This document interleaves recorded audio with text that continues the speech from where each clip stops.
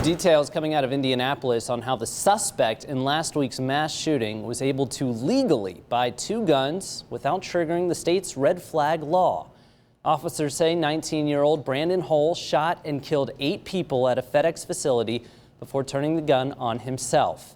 The Marion County prosecutor says police had already taken a shotgun from Hull in 2020 after a call from his mother. For 6 months, prosecutors did not petition for a red flag ruling that would stop Hull from owning a gun, allowing the time for him to buy the 2 semi-automatic rifles that he eventually used.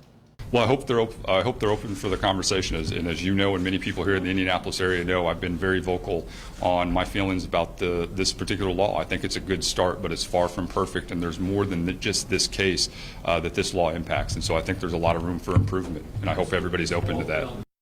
Indiana's red flag law is one of the oldest of its kind in the country.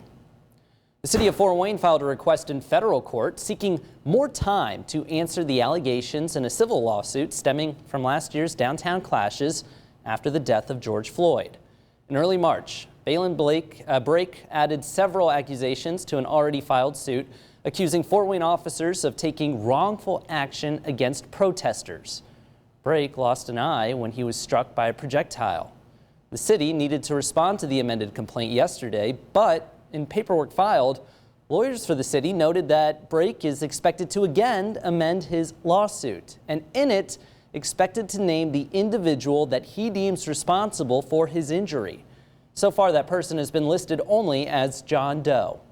The attorneys say both parties agree that there's no reason for the city to respond right now. We'll, of course, keep you updated here on Fort Wayne's NBC.